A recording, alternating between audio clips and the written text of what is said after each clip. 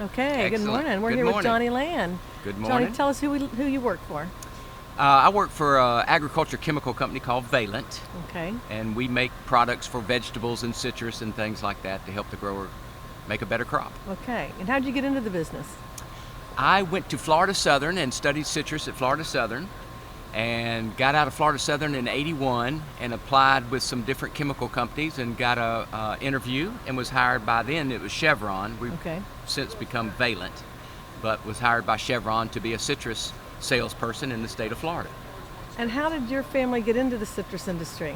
Our family had a crate mill. The first one started in Plant City, where crates or wire-bound boxes where vegetables and citrus were packed and shipped north. Okay. In the fresh days, when citrus was fresh, vegetables were fresh, before juice came along. Right. And our family had a mill in Plant City where they made crates. They bought a mill in Apopka where they made crates, and my dad moved to Apopka when he was 1, Oh wow. and that's where we ended up staying. And that's where I was born and raised. What was the name of the crate company? Do you remember? Consumer Lumber and Veneer. On both of them, or? I think it was. Yes. The Apopka one was definitely that. Okay. And you had told me at one point how they went about making the birch straps Yeah, or whatever. they bring in used hardwoods. Okay. And they'd bring it in from the woods, a lot of times on a train. I have pictures of the old trains bringing in the logs, and they'd bring them to the mill and they'd shave it real thin, just like a shaving roast beef or something, really thin.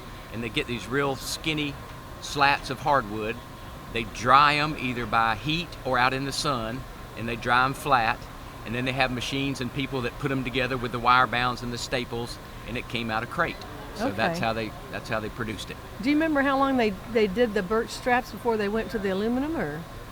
I don't really know how long that was. Okay, because I know we've got a little box that has the birch on it, because you and I Right, talked. That's what right, brought the whole thing up. right. What's up? Now they made two kind of boxes. The field boxes where they used to pick the fruit in. Right. They did make some of those, but most of them were the real thin crates. The shipping crates. Shipping crates, yeah. Right.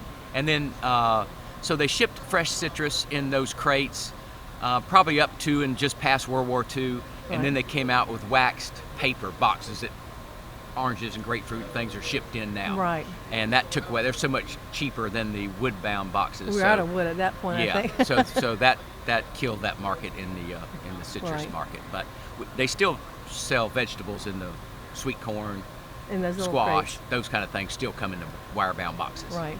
Now, did your family have any citrus labels, or was it primarily doing the No, box they company? mainly made the boxes and sold to all the citrus little packing houses, which there were lots of them back in the old days, in the 20s and 30s and 40s Right. and 50s, all from Apopka, Zellwood, Plymouth, over in Mims, down in Haines City, all around. They sold those crates to a lot of Wow. the packing houses. So it was there, and there were other crate makers in the state as well. We were just happened to be one of them. Our family just happened to have one of them.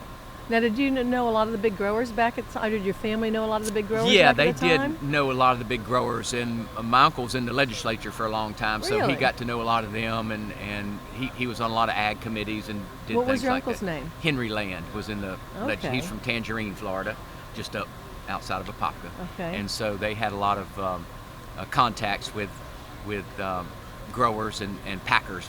And I remember when I first got started calling on some growers, especially around Mims and some of those old places over there, they remembered him. So that was kind of It was a nice foot in the door. Yeah, well, yeah, and it was just nice to hear that Absolutely. somebody remembered what he did back then.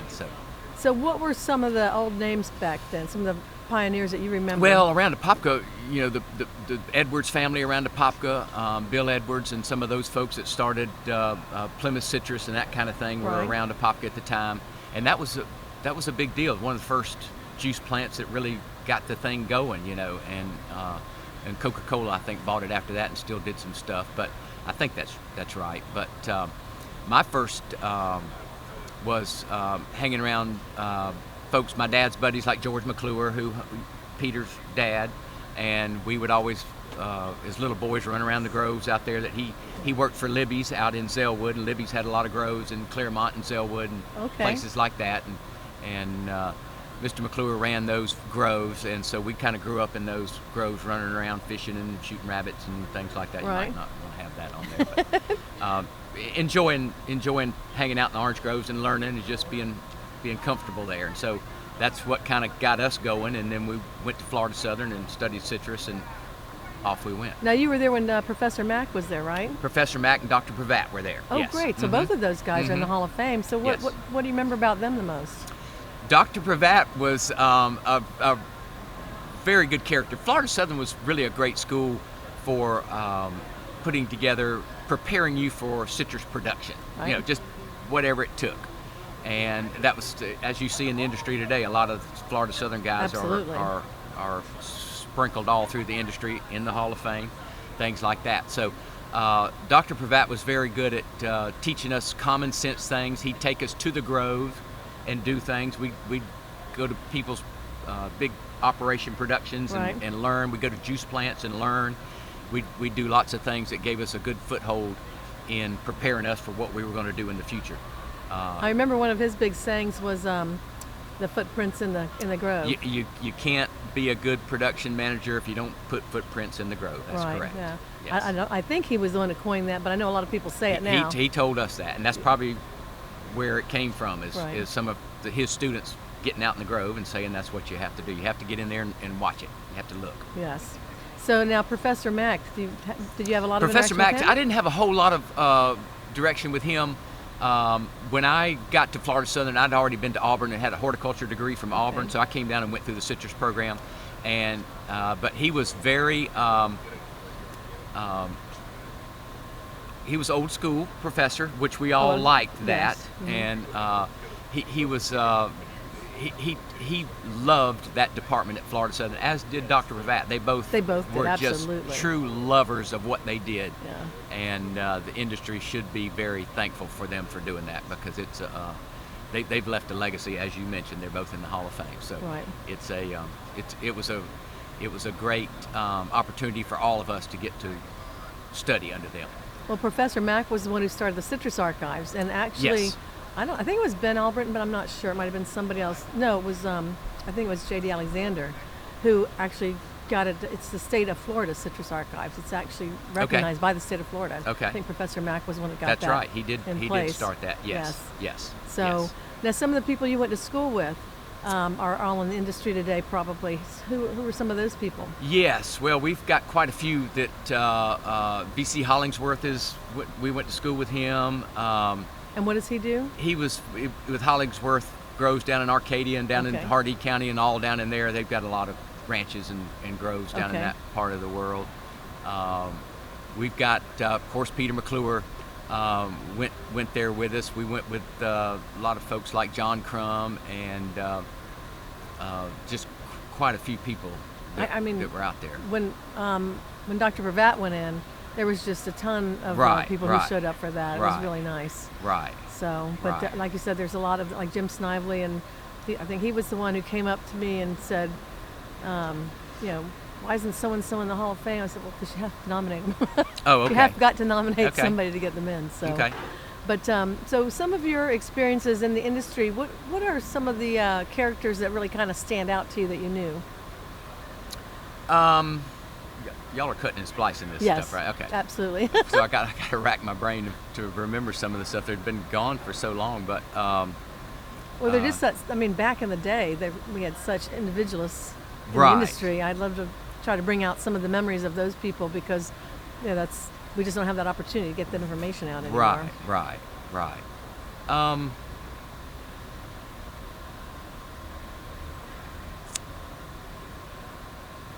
I've got to just pick them out of the brain. They're in the brain. I just got to get them out. Like, okay, in your area, what about Duke Crittenden? Did you do anything with Duke him? Crittenden, absolutely, yes. Duke Crittenden, I knew him for a long time, and he was friends with my dad and really? Mr. McClure and others that we enjoyed some hunting together, and he was part of a hunting club that we were in and enjoyed Right. some of that, being in the outdoors with Duke and those kind of guys, and got to know Arlen Jumper through some other folks yeah. and like that, and just some of the big people that we all looked up to as we were young Right. men coming into the industry. They were to us, they were people that we really looked up to and Right. really wanted to But they always had some fill their good shoes. stories. So Oh, they had great stories. They were all great. Can you remember any of those stories that they had? Because I know Duke was really involved in the whole golf tournament. We used to have the Citrus Open over there, and he was involved in that. That's right. That's right. So that was a long time ago. Yeah. Yeah. But I mean, that was a big deal. You had a lot of major golfers that came Yes. through Oh, there. that was Arnold a big Palmer. stop on the PGA tour, Tour. right. Yeah, that was Yeah. right there at Rio Pinar in Yes, Orlando. absolutely. And yes, and that was one of the big stops that the players look forward to coming to, because Orlando is always a great place to come to. But there's just so many stories. See if Some you can think of tell, one. some you can't tell. If we can't tell it, I'll edit it out. But Right. it's fun just to get the information, just to have it. I can't pick out one. There's always stories about people, caretakers coming and taking care of groves and billing the owner a little bit more than it was. He said, "Well, you wanted me to disc it both ways, didn't you? Did you want me to disc it one way?" So he'd billed him twice per acre. So things like that. But there was the stories always pertain to the citrus production part of it, whether it's harvesters and people coming in and not having enough people, or having too many people, or people would pick a grove and be done so fast they didn't know they were even in there and out of there, kind of things. And so it's I'd have to rack my brain on that one too. But it's there, like I said, there were some real characters back then, as you know. You got to know a lot of them too. So the characters back in the citrus business and farming in general is really a industry that's got good people. They're all colorful people, and like you said, they all cared about what they did and what they were doing in their industry, and loved it and built it to what it was today. We're in a kind of a downturn right now with citrus, but in its heyday, it was probably the most important ag crop in Florida, I would say. Absolutely. It was the number one agricultural industry in the state, for sure. It was only behind tourism, so. Yes. And tourism only passed it after, the 50s or 60s, when people got enough money to come to Florida. So it was even it was probably more in the 70s once Disney got going.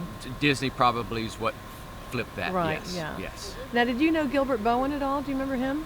He was in Winter Haven, so I don't know if you would have known him. No, Yeah. B.C. Cook, did you know him? No, Dix? They were kind of all Central down, Florida. Yeah, well, they were kind of down Dundee, Waverly area, that area down there. Yeah, that's and kind I just was wondering, because somebody yesterday I had 2 or 3 people, for whatever reason, those names came up. And so I wanted to say, if you did, then we would add to that. But what were some of the other names in that area? Now, I know the Chicones up there. Right. But I didn't really know that area well at all. Right. Well, you had a lot of folks in that Winter Garden area, which was a big citrus growing area. And you had the Chicones, like you mentioned. Right. There were lots of, I'm trying to think who some of the other ones were. Gosh, I'm just kind of blinded by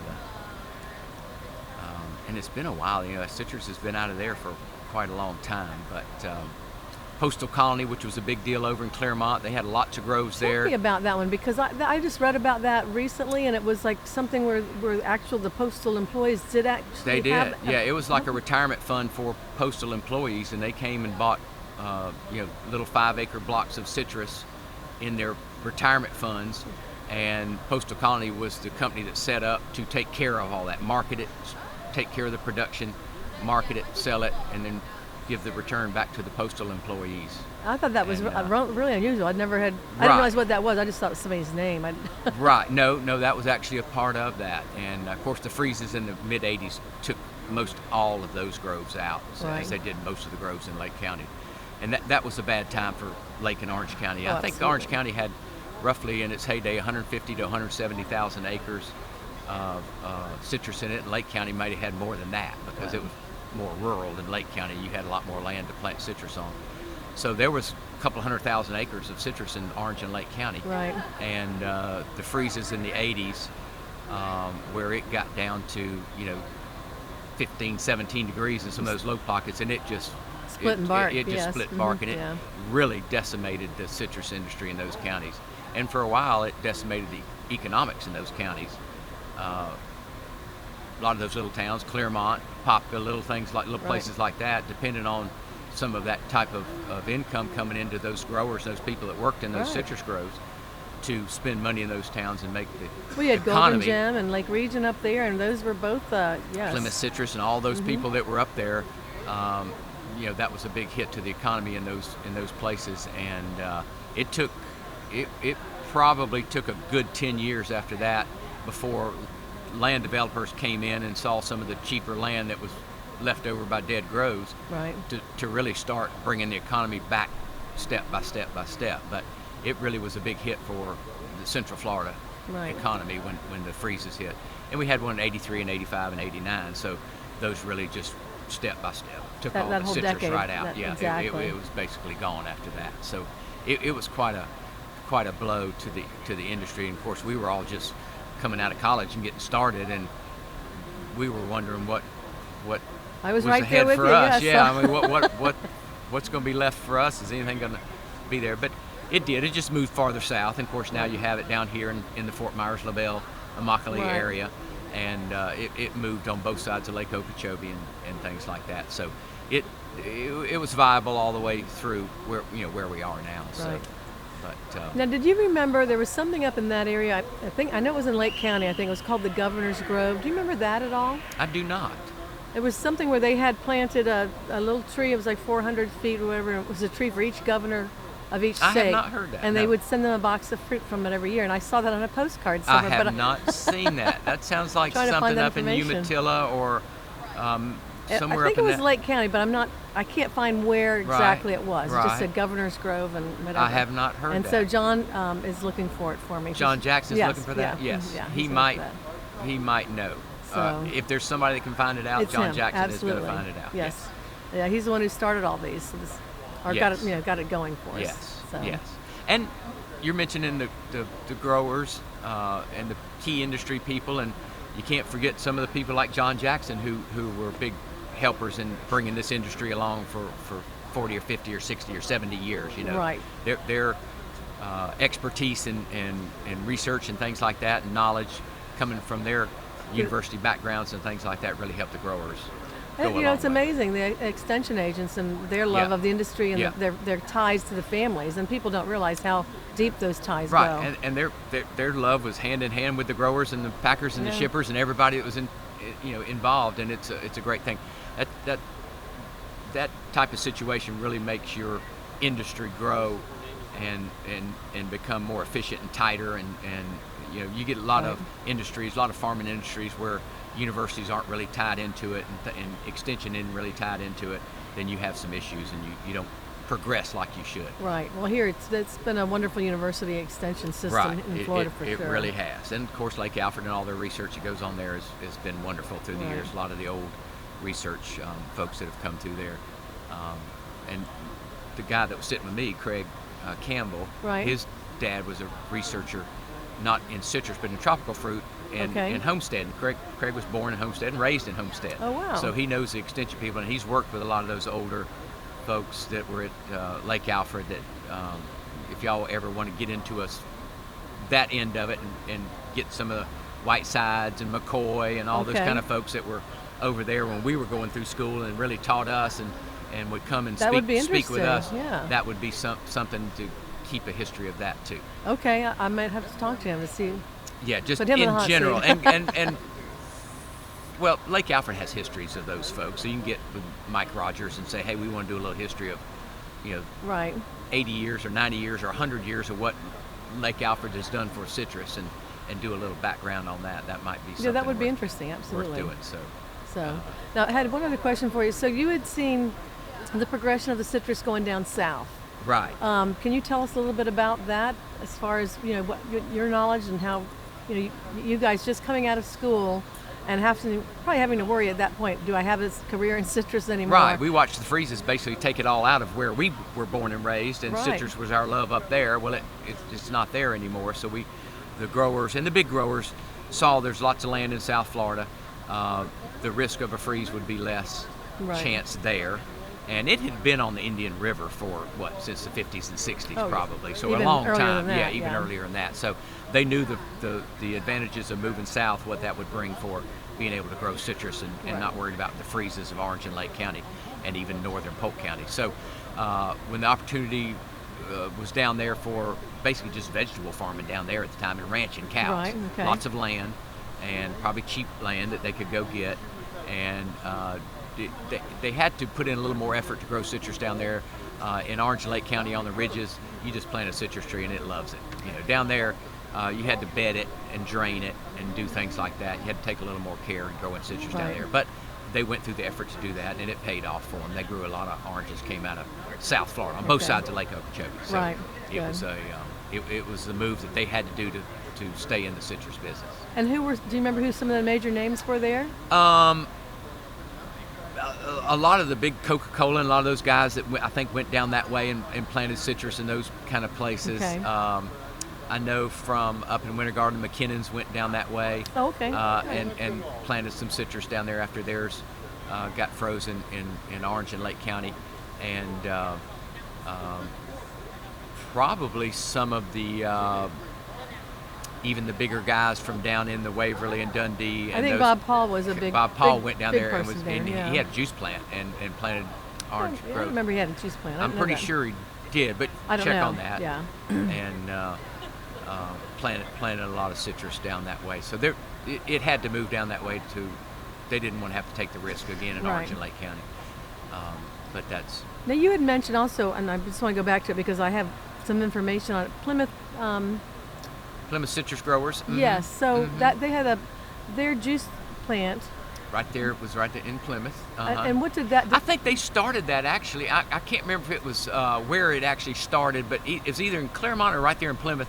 After or during World War II or right after World War II, they wanted frozen concentrate Right. to get it to the, out to the housewives or then the soldiers. They could freeze it, send it over to places, and then reconstitute it with water Right. and have orange juice, which was healthy. So that came about in the World War II era. And then after World War II, frozen concentrate was the big thing in the grocery stores. And Right. the housewife, they didn't have single strength. You either went out, picked your own oranges and squeezed it, or bought the concentrate, Right. mixed it with water, fed your kids orange juice.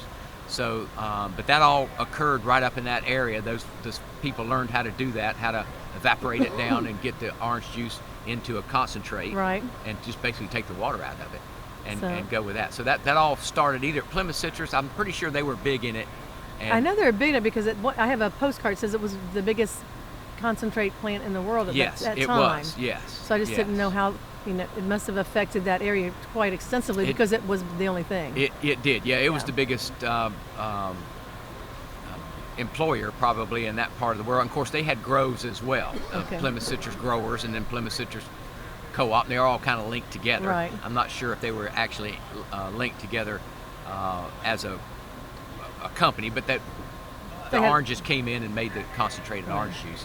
So it was definitely the biggest deal up in that part of the people. A lot of stories about the old timers in Apopka would walk from Apopka to Plymouth every day with their little lunch cans Right. and go to work and walk home, 3 or 4 miles from the Oh, wow. from the plant to get back to home. But that was, after World War II, that was jobs that they had to have, and it was Absolutely. good jobs. It was steady work and everything. Right. Everything worked well. So, but as we talked about earlier, the economies that citrus brought to little towns and places like that with jobs, Right. and people raised families and did that with the money they earned from the citrus industry. So it was very important to Florida Yeah. back now, in the day. Now, when your family, when did the crate business start to go? What that was in the Started to go south probably in the 60s is about when 60s. the wax-covered boxes that they now ship everything in. fresh fruit into New York, Philadelphia, Chicago, wherever it's going, Okay. across the pond, wherever it happens to be going. That probably in the late 50s, early 60s, and that's when the business probably started to go down. They still had vegetable business, but it wasn't enough to sustain Okay. production and keep a mill running and that kind of thing. So they closed the mill in the mid 60s. Okay. So what did your family go to after that? My dad went to he had a Standard Oil distributorship which supplied diesel fuel, heating fuel, batteries, car belts, things like that to the Standard Oil stations in a certain area. Okay.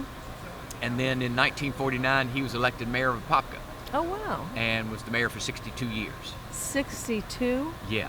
And it was a non-paying job for half of that, and then it got to be a paying full-time job, and he went to do that after. That must be a full-time record. Job. I'm not sure. I'm going to have to look it up. He loved it, and it was just That's what he loved wonderful. doing, and he loved Apopka and what It's what a it great meant to town, him. yes. Yeah, and It's he a grew nice up town, there, and yeah. it's just what he did. So, Okay. Great. Well, Johnny, wonderful to have you. I really appreciate it. Appreciate all your help on this.